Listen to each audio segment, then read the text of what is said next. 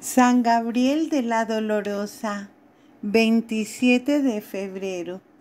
El bailarín que llegó a la santidad. Nació en Asís, Italia, en 1838. Su nombre en el mundo era Francisco Possenti. Era el 10º hijo entre 13 hermanos. Su padre trabajaba como juez de la ciudad. A los 4 años quedó huérfano de madre. El papá, que era un excelente católico, se preocupó por darle una educación esmerada mediante la cual logró ir dominando su carácter fuerte, que era muy propenso a estallar en arranques de ira y de mal genio. Tuvo la suerte de educarse con 2 comunidades de excelentes formadores, los hermanos cristianos y los padres jesuitas, y las enseñanzas recibidas en el colegio le ayudaron mucho para resistir a los ataques de sus pasiones y de la mundanalidad. El joven era sumamente esmerado en vestirse a la última moda, y sus facciones elegantes y su fino trato, a la vez que su rebosante alegría y la gran agilidad para bailar, lo hacían el preferido de las muchachas en las fiestas. Su lectura favorita eran las novelas, pero le sucedía como en otro tiempo a San Ignacio, que al leer las novelas en el momento sentía emoción y agrado, pero después le quedaba en el alma una profunda tristeza y un mortal hastío y abatimiento. Sus amigos lo llamaban el enamoradizo, pero los amores mundanos eran como un puñal forrado con miel, dulces por fuera y dolorosos en el alma.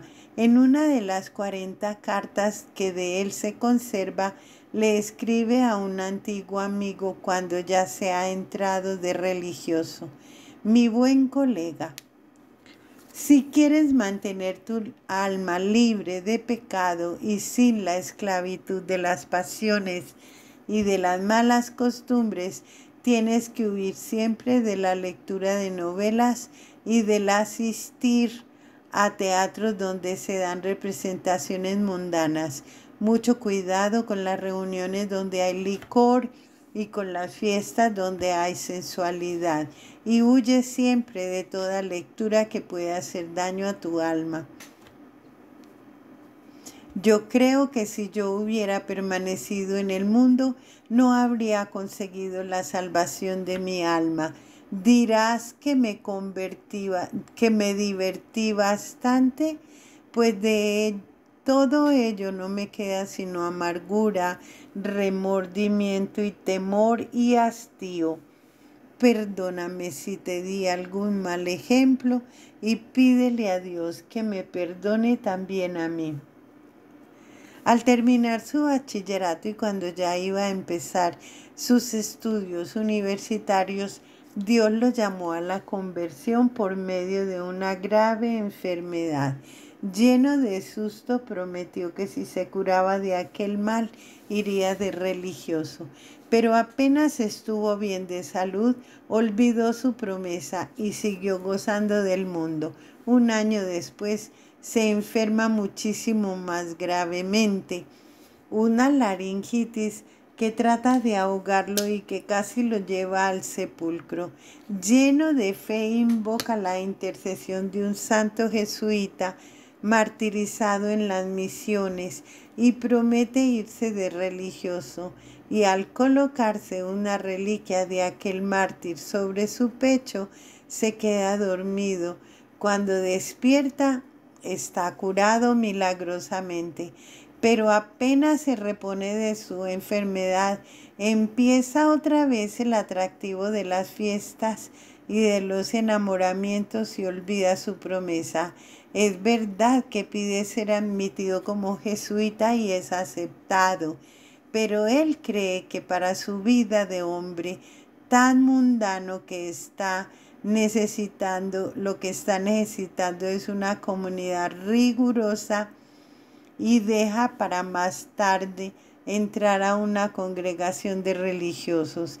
Estalla la peste del cólera en Italia y miles de personas van muriendo por día, y el día menos pensado muere la hermana que él más quiere. Considera que esto es un llamado muy serio de Dios para que se vaya de religioso. Habla con su padre, pero a este le parece que un joven tan amigo de las fiestas mundanas se va a aburrir demasiado en un convento y que la vocación le va a durar quizá ni siquiera unos meses. Pero un día asiste a una procesión de la Virgen Santísima.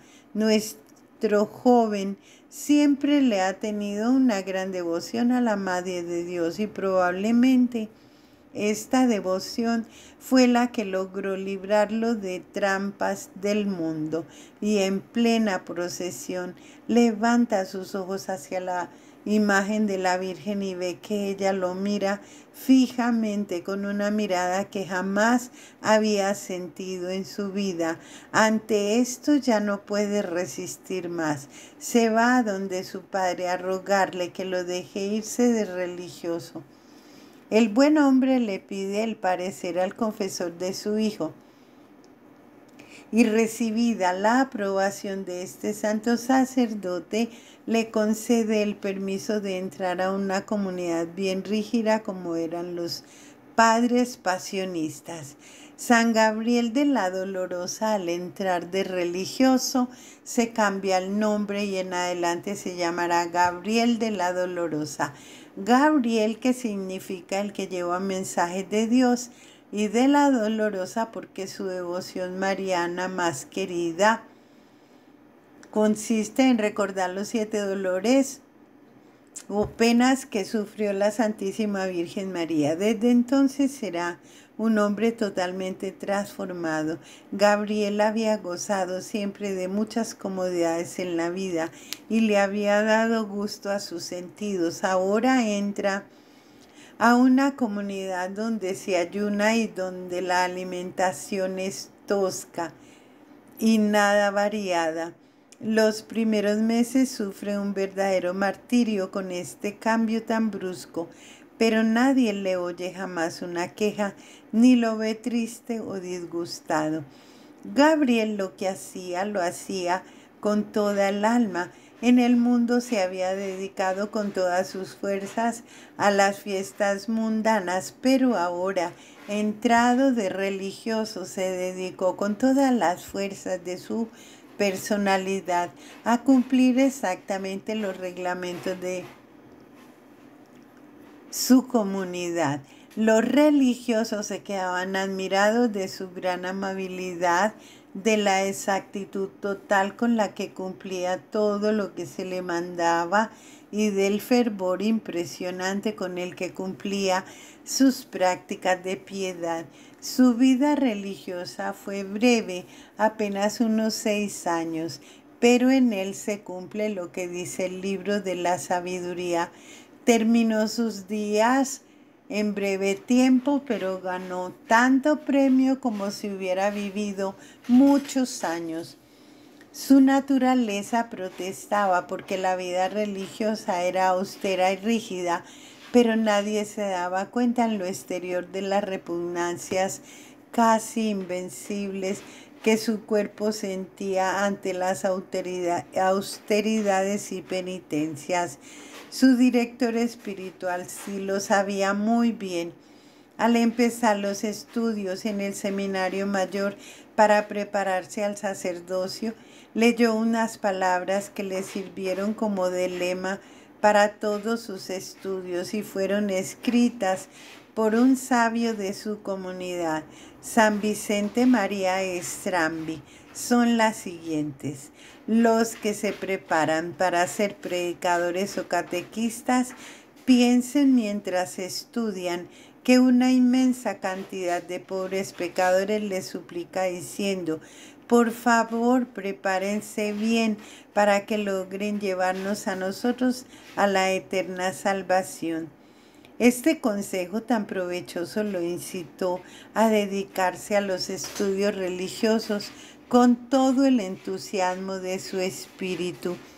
Cuando ya Gabriel está bastante cerca de llegar al sacerdocio, le llega la terrible enfermedad de la tuberculosis. Tiene que recluirse en la enfermería y allí acepta con toda alegría y gran paciencia lo que Dios ha permitido que le suceda. De vómito de sangre en vómito de sangre, de ahogo en ahogo, vive todo un año repitiendo de vez en cuando lo que Jesús decía en el huerto de los olivos: Padre, si no es posible que pase de mí este cáliz de amargura, que se cumpla en mí tu voluntad.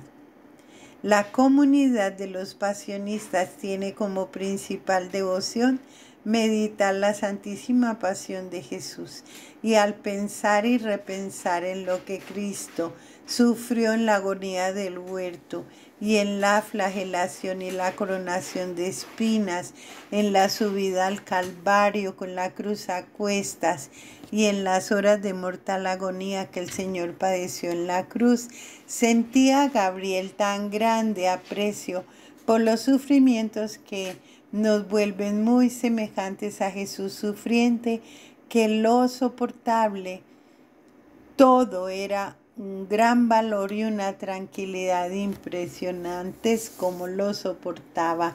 Pero había otra gran ayuda que lo llenaba de valor y esperanza. Era su fervorosa devoción a la Santísima Virgen, Madre de Dios. Su libro mariano preferido era Las Glorias de María, escrito por San Alfonso. Un libro que consuela mucho a los pecadores y débiles, y que aunque lo leamos 10 veces, todas las veces nos parece nuevo e impresionante. La devoción a la Santísima Virgen llevó a Gabriel a grados altísimos de santidad. La Virgen Dolorosa, un religioso, le aconsejaba: no hay que fijar la mirada en rostros hermosos, porque esto enciende mucho las pasiones. Alabado sea Jesucristo.